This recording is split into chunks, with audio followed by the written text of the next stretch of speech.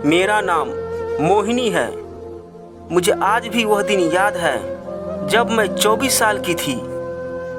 मेरी नई नई शादी हुई थी और मैं बेहद खुश थी। इंसान की ज़िंदगी में कभी कुछ ऐसा हो जाता है जो हमारी सोच से परे होते हैं, और मेरे साथ भी कुछ ऐसा ही हुआ था। मैं अपने देवर को एक नेक इंसान समझ बैठी थी जिसका नाम सोहन था। मुझे मालूम नहीं था कि उसके भोलेपन चेहरे के पीछे कौन सा चेहरा छुपा हुआ है, लेकिन मैं जब तक उसको पहचान पाती तब बहुत देर हो चुकी थी। ठंड का समय था। ठंडियों की समय की कुछ अलग ही बात होती है।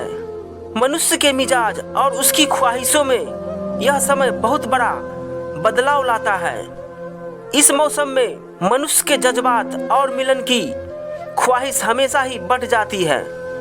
मेरी नई नई शादी हुई थी और मैं भी अपने पति मोहन की बाहों में प्यार की यह लंबी रातें गुजारना चाहती थी, लेकिन ऐसा नहीं हुआ। सब कुछ बदल कर रह गया था। मेरे देवर सोहन ने एक दिन शाम को मुझे अपनी शॉप से कुछ कपड़े लाकर दिए, जो कि एक पैकेट में पूरी तरह से बंद था।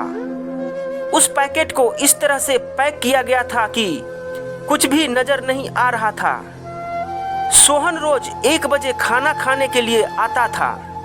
मैं हैरान होकर उससे पूछ बैठी थी कि यह क्या है?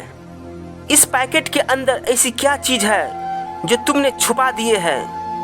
मेरी यह बात सुनकर सोहन मुस्कुराने लगा और कहने लगा, भाभी, मैं आपके लिए बहुत ही अच्छे कपड़े लाया हूँ ताकि आप शाम को यह कपड़े पहनकर मेरे भैया के पास जाओ, ताकि भैया खुश हो जाए। यह मेरी मॉल की सबसे महंगी और कीमती कपड़े हैं। मैं अपने देवर सोहन की बात सुनकर मैं हैरान हो गई थी कि सोहन मेरे लिए ऐसी कौन से कपड़े ला सकता है। मुझे तो कुछ अजीब सा लग रहा था। मैं थोड़ी देर तो सोच में पड़ गई थी। मुझे सोच में देख सोहन मेरी तरफ मुस्कुराते हुए कहा, भाभी, कल रात आपकी और भैया के बीच के झगड़े की आवाज़ मैंने सुन लिया था और देख भी लिया था। इसलिए मुझे मालूम है कि भैया आपसे बेहद नाराज है। इसलिए मैं अपनी मॉल से खासकर आपके लिए ये कीमती कपड़े लाया हूँ। आप शाम को पहनकर भैया के नज़दीक जाना ताकि भैया खुश हो जाए। सोहन मुझे कपड़े देकर चला गया, लेकिन मैं सोच रही थी कि सोहन ने जो कपड़े दिए हैं उसका क्या करूं। मुझे अंदर से कुछ अजीब सी फील आ रही थी। फिर भी मैं अपने कमरे के अंदर आ गई और उस पैकेट को जैसे ही खोला तो मैं चौंक गई थी। उसमें जो कपड़े थे कम से कम देवर को अपनी भाभी को नहीं देनी चाहिए थी। सोहन भला इस तरह के कपड़े मेरे लिए कैसे ला सकता था? शायद सोहन ने मेरी और मेरे पति की झगड़े की वजह से यह कदम उठाया था। फिर मैंने सोचा, भला इस कपड़े को पहनने से क्या हर्ज है? वैसे भी मेरे देवर ने मुझे यह कपड़े मेरे पति के लिए ही लाकर दिया है। फिर मैं सोची, भला पति पत्नी के बीच में किस बात की पर्दा, और मैं अपने देवर की कोई बात टाल भी नहीं सकती थी, क्योंकि मेरे पति का हुक्म था कि मैं उसके छोटे भाई सोहन की हर बात को माना करूं और उसे किसी भी चीज की शिकायत का मौका ना दूं। शाम को जब मेरे पति आए तो मैंने उसे खुश करने के लिए वह छोटे से कपड़े पहन लिए जो मेरे देवर ने अपनी मॉल से लाकर दिए थे। मेरे पति मुझसे बेहद खफा थे, लेकिन मुझे अपने सामने इस तरह देखकर उनका चेहरा खिल उठा। मेरे पति ने मुझे देखते ही खुशी खुशी से अपनी बाहों में भर लिया और कहने लगे, मोहिनी, इतनी खूबसूरत कपड़े तुम्हें किसने लाकर दिए हैं? इस कपड़े में तो तुम किसी परी से कम नहीं लग रही हो। मोहन जैसे ही पूछा, मैं घबरा गई। मैं उसे किस मुंह से बताती कि मुझे यह कपड़े किसी और ने नहीं बल्कि उसके छोटे भाई सोहन ने लाकर दिए हैं। मेरे देवर की नीयत भले ही कैसी भी हो, उसका मुझे यह कपड़े लाकर देना बिल्कुल भी सही नहीं था। कम से कम यह बात मैं अपनी पति मोहन को किसी भी कीमत में नहीं बता सकती थी, क्योंकि पता नहीं मेरे पति मेरे बारे में क्या सोचते। इसलिए मैंने अपनी पति की बात का बिना जवाब दिए ही उन पर अपनी प्यार की बरसात शुरू कर दी थी। मैं किसी भी कीमत पर अपने पति को मनाना चाहती थी, क्योंकि उनकी नाराजगी मुझे बिल्कुल भी बर्दाश्त ना थी। मेरे जज्बात के आगे वह भूल गए कि उसने क्या सवाल किए थे। मेरी मोहब्बत में इस तरह मदहोश हो गए कि उन्हें याद ही न रहा कि वह 3 दिनों से मुझसे किस कदर नाराज थे और मेरी सूरत भी नहीं देखना चाहते थे। मैंने मन ही मन अपने देवर को शुक्रिया कह रही थी, वरना जब भी मेरे पति नाराज होते तो महीनों महीनों दिन तक मुझसे बात नहीं करते थे। लेकिन आज तो पहली रात उनका मिजाज बदल गया था और मुझे इस रूप में देखकर सारी नाराजगी भूल गए थे। और रोज की तरह मेरे पति सुबह ही घर से निकल गए और मेरा जो देवर था सोहन, वह बाद में उठा, क्योंकि वह अपनी मॉल पर 10 बजे जाता था। मैं उसके लिए चाय बना रही थी। वह पीछे से किचन में आ गया और सोहन कहने लगा, भाभी रात को आपके कमरे से किसी झगड़े की आवाज नहीं आई, लगता है सब कुछ ठीक हो गया। सोहन के चेहरे पर अजीब सी मुस्कान थी। मैं उसकी बात पर झेप खा गई और कहने लगी, हाँ तुम्हारे भैया का मिजाज ठीक हो गया। तभी मेरे देवर ने कहा, भाभी आप मुझे भैया का पसंदीदा कलर बता दो, मैं आपको उसी कलर के खास कपड़े लाकर दूंगा। फिर देखना भाभी भैया कैसे आपके मोहब्बत में कैसे मदहोश हो जाएंगे। सोहन की बात पर मेरा चेहरा शर्म से गुलाबी हो गया। मैंने देवर से कहा कि इसकी कोई जरूरत नहीं है, तुम्हारे भैया अब बिल्कुल ठीक है। सोहन अचानक मेरे करीब हुआ और धीरे से कहने लगा, भाभी आपकी नई नई शादी है, कुछ ही तो दिन हुए हैं, भैया को अच्छी तरह आप अपने काबू में कर लीजिए। ऐसा ना हो कि कहीं कोई और भैया की जिंदगी में आ जाए। वैसे भी भैया की खूबसूरती और पैसा किसी भी औरत लड़की को उनकी तरफ खींच सकता है। अपने देवर की बात सुनकर मैं तो डर ही गई थी, क्योंकि शायद वह ठीक ही कह रहा था, क्योंकि मैंने भी तो मोहन की खूबसूरती और पैसा देखकर ही उससे शादी की थी। मैं कुछ सोचने लगी। मुझे सोच में देख मेरे देवर ने कहा, आप चिंता करना बिल्कुल बंद कीजिए, मैं आपको अच्छी से अच्छी सामानें, क्रीम, परफ्यूम्स, गहने, कपड़े लाकर दिया करूंगा, बस आप पहन लेना, फिर आप देखना। पति पत्नी अपने बस में करने के लिए यही सब कुछ तो करती है ना।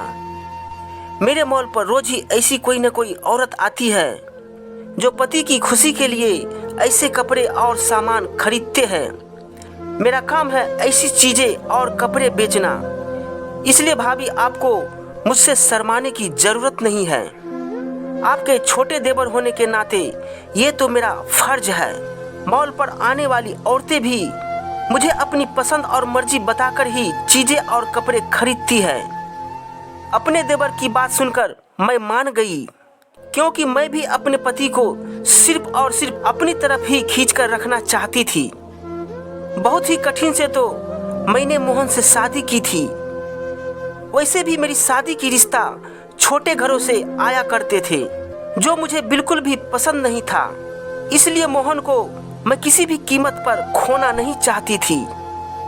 लेकिन मुझे क्या पता था कि अपने देवर की बात मानकर मैं अपनी बर्बादी को आमंत्रित कर रही हूँ। यह जानकर आप भी अचंभित हो जाएंगे कि मोहन मेरा देवर मुझे यह कीमती सामानें और कपड़े पहनाकर वो रात को मेरे साथ क्या करता था। मैं बचपन से ही बहुत फैशनेबल, मॉडलिंग और नुमाइश करने वाली लड़की थी। मुझे अपनी जवानी और खूबसूरती पर बहुत ही नाज था। मुझे लगता था कि मैं अपने तन और अपने हुस्न की नुमाइश करके किसी भी मर्द का दिल मोह सकती हूँ, अपने काबू में कर सकती हूँ। वैसे मैं चरित्रहीन बिल्कुल भी नहीं थी। बस एक चीज का कमी था, वो थी मेरी गरीबी, और इसी बात ने मुझे थोड़ा सा बेशर्म बना दिया था। और फिर मेरी मुलाकात मोहन से हो गई। मोहन के पास एक बहुत ही खूबसूरत चमचमाती गाड़ी थी और इसी गाड़ी से अक्सर मेरे गांव में आया करता था। मुझे नहीं पता था कि वह यहाँ किस काम से आता था, लेकिन मेरी आंखें उसकी बड़ी सी चमचमाती खूबसूरती गाड़ी पर जम गई थी। मोहन के रहन सहन, स्टाइल, फैशन देखकर ही अंदाजा लग जाता था कि वह एक रईस ज़्यादा है और मैं ऐसे ही मर्द की तलाश में थी जिससे मैं शादी कर लूं और मेरी ज़िंदगी में किसी भी चीज़ की कोई कमी ना रहे। मैं अपनी खूबसूरती को अपने फैशन से और ज़्यादा जाहिर किया और तंग कपड़े पहनकर मोहन के रास्ते से गुजरने लगी। मुझे भरोसा था कि मोहन की आंखें मुझ पर जरूर ठहरेगी और एक दिन ऐसा ही हुआ। मेरा लंबा कद, लंबे खुले बाल, ढालदार शरीर, नशीली आंखें मोहन को मेरी तरफ आकर्षण कर गई। वो मुझ पर मोहित हो गया। उसे मेरे नज़दीक आने में ज़्यादा समय नहीं लगा था और मैं अपने मकसद में पूरी तरह से कामयाब हो गई थी और इसी बात से मुझे बहुत ही खुशी भी हुई थी। मोहन और मेरा मिलना जुलना बढ़ा तो वह मुझे नई नई जगहों पर ले जाने लगा था। कभी किसी मॉल में शॉपिंग कराता तो कभी सैर कराने ले जाता था। मेरी माँ भी इस बात से अच्छी तरह वाकिफ थी कि मैं मोहन के साथ अपनी संबंध बढ़ा रही हूँ, लेकिन माँ को इस बात से कोई भी परेशानी नहीं थी क्योंकि हम जैसे लोगों की इच्छा होती है कि बेटियाँ अच्छे और अमीर घरों में विदा हो जाए। 5-6 महीनों के मुलाकातों के बाद मोहन ने मुझसे तन्हाई में वक्त गुजारने की बात की तो मैं उससे सीधा शादी की बात की। मैं मॉडल लड़की जरूर थी मगर चरित्रहीन नहीं। मेरी बात सुनकर मोहन पहले मुकरने लगा, लेकिन बाद में फिर हाँ भी भर ली थी और फिर मेरे घर रिश्ता भेज भी दिया था। मोहन का छोटा भाई सोहन रिश्ता लेकर आया था क्योंकि मोहन का इस दुनिया में सोहन के अलावा और कोई नहीं था। लेकिन शादी के लिए मोहन ने कुछ अजीब सी शर्त रखी थी। मोहन का कहना था कि हम शादी किसी मंदिर से कर लेंगे क्योंकि उनके अमीरी पैसे की वजह से उनके बहुत सारे दुश्मन हैं। मेरी माँ को भी कोई हर्ज नहीं था क्योंकि मेरी माँ के पास खुद भी शादी के लिए पैसे नहीं थे। मेरी माँ ने खुशी खुशी यह शर्त मान ली थी और मेरी शादी फिर एक मंदिर में हो गई थी। मैं शादी करके एक बहुत ही अमीर बड़े घर में आ गई थी। यह शहर का एक खुला इलाका था मगर मेरी शादी ऐसे हुई थी कि अगल बगल वालों को भी पता नहीं चल पाया था। हैरानी की बात यह थी कि इतने बड़े घर में नौकर चाकर भी नहीं था, बल्कि इतने बड़े घर में दोनों भाई खुद ही काम किया करता था। शादी के बाद मैं सारा घर संभाल लिया था। मैं यहाँ आकर बहुत ही खुश थी क्योंकि यहाँ मुझे किसी भी चीज़ की कोई कमी नहीं था और मुझे यहाँ पर कोई टोकने रोकने वाला भी नहीं था। मेरी मायके में मेरी माँ तो मुझे ज़्यादा फैशन भी नहीं करने देती थी और मुझे सजने संवरने पर भी बहुत ही ज़्यादा गुस्सा करती थी। मगर यह ना ही मेरे पति ने मुझे मना किया था और ना ही मेरे देवर को मेरी किसी बात से कोई परेशानी था, बल्कि वह तो मुझसे बहुत ही खुश था और दोनों भाई कहा था कि मेरे आने से घर में रौनक आ गई है। मगर जैसे जैसे शादी के दिन गुजर रहे थे मेरे और मेरे पति के बीच तन्हाइयाँ बढ़ रही थी।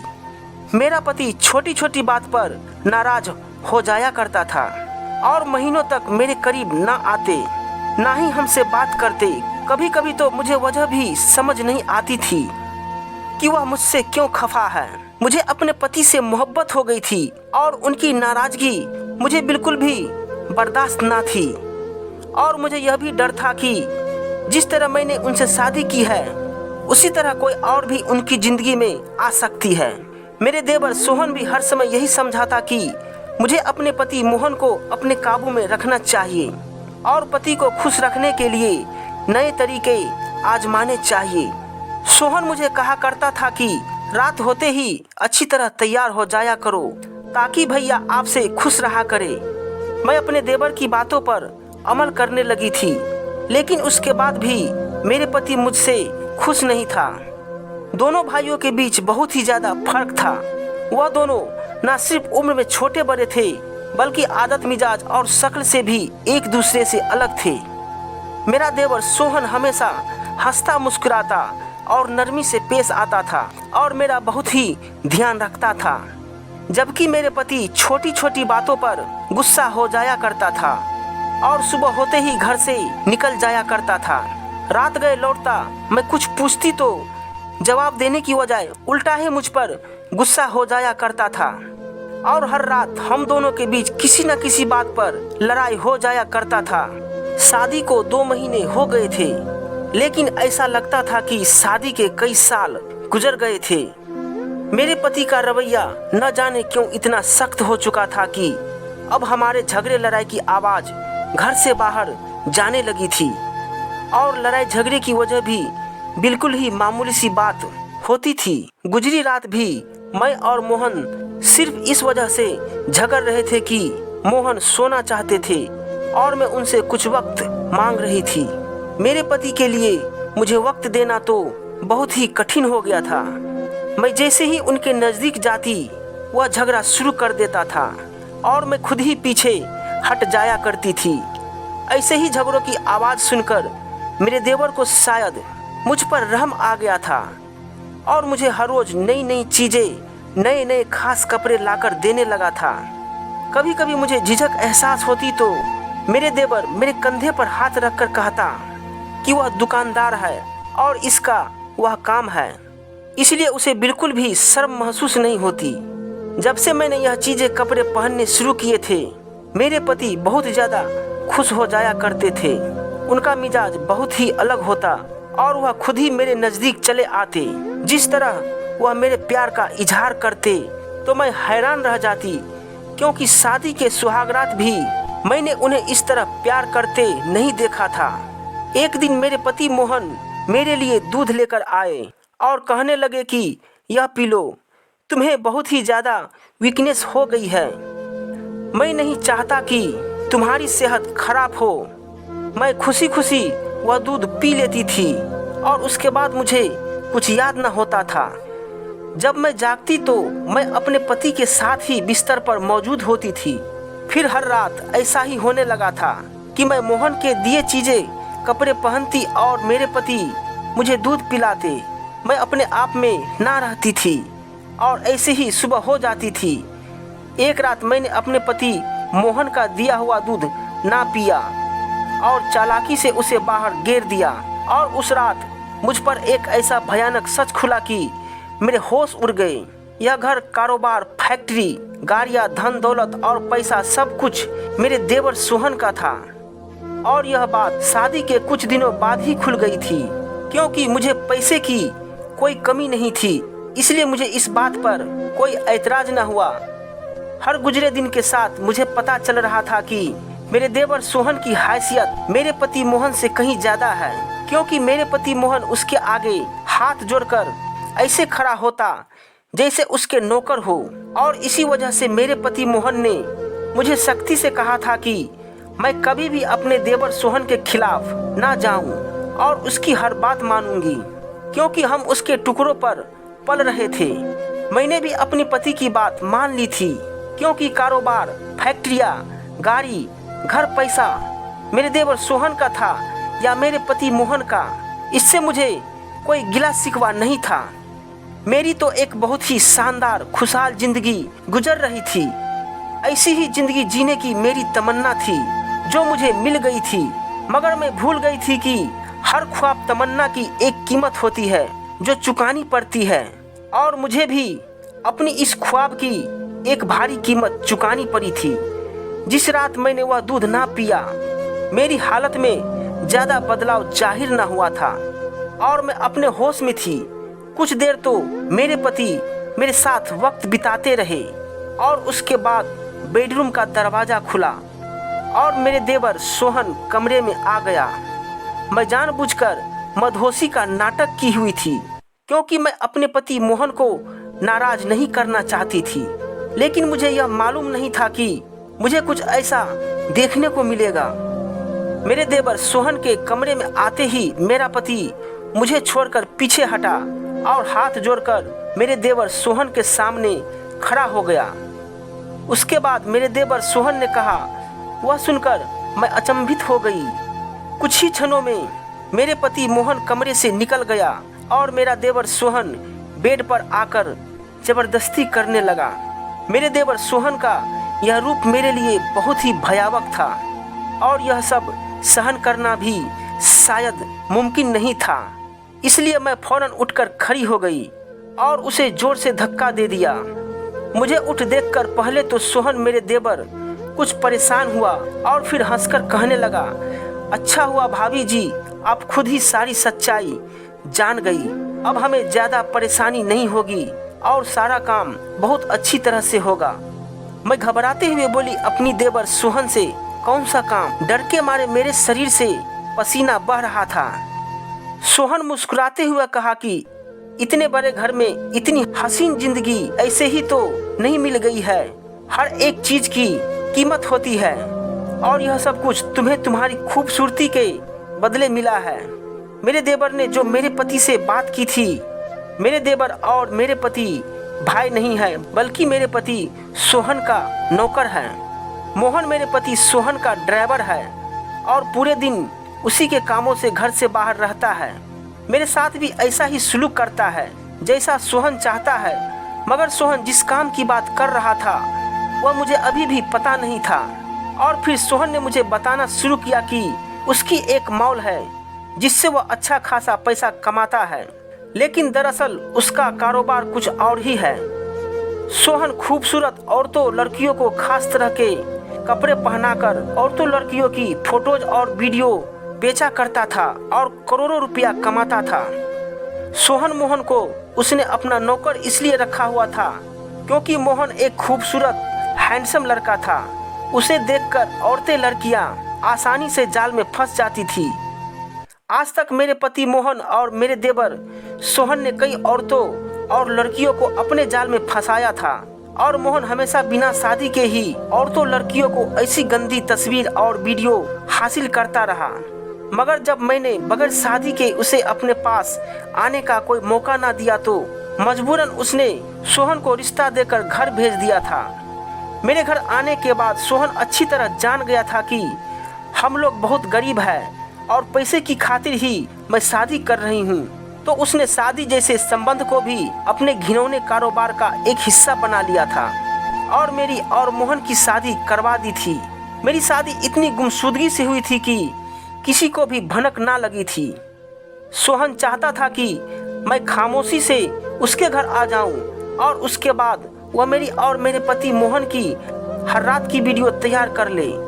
मगर शादी के बाद मेरी और मोहन की रातों की जितनी भी वीडियो उसे मिली थी, वह वीडियो उसे अच्छे कीमतों ना बिक पाई थी, क्योंकि मेरे पहनावा कुछ खास ना होते और ना ही मेरे जज्बात ऐसी होते जो ग्राहकों को अपनी ओर आकर्षित कर सके।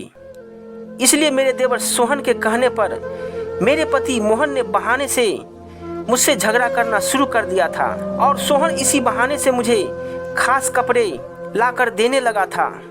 जिस तरह की वेबसाइट पर डिमांड थी, मेरी मति मारी गई थी।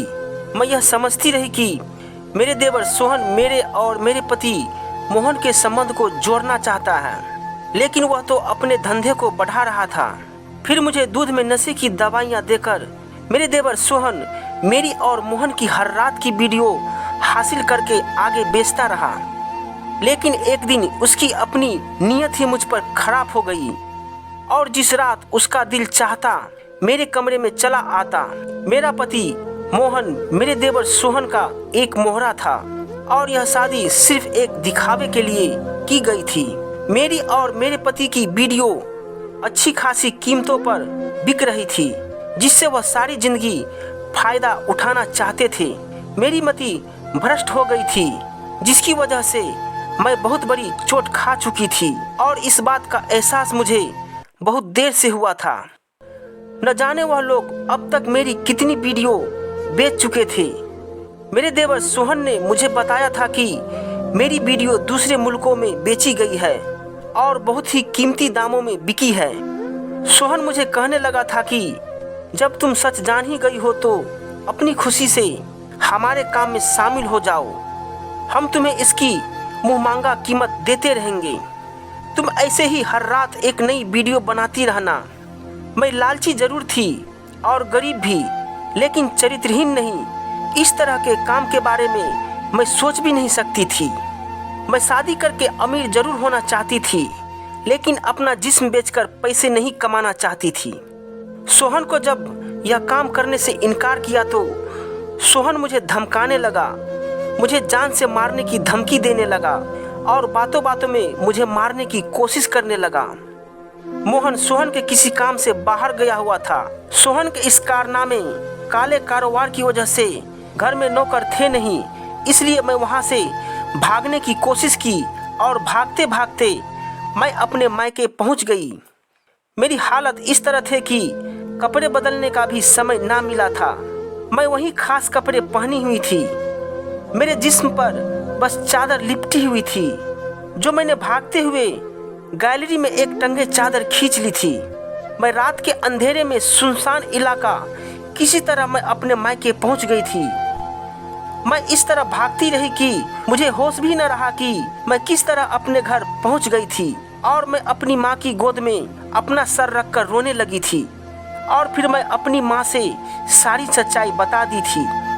मेरी माँ ने मुझे गले लगाया और कहने लगी कि मेरी भी गलती है कि मैंने भी बिना सोचे समझे तुझे एक अनजान इंसान से शादी करा दी थी। मोहन और सोहन मुझे ढूंढने मेरे घर तक नहीं आए थे, क्योंकि वह दोनों मुझसे अच्छे खासे पैसे कमा लिए थे। मेरे पास इतने पैसे भी नहीं थे कि मैं उन दोनों के खिलाफ थाने में रिपोर्ट करवाती।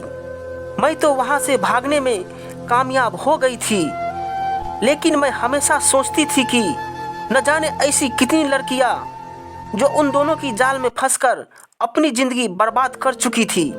मैं अमीरी की लालच में आकर अपने किए पर आज तक पछता रही थी।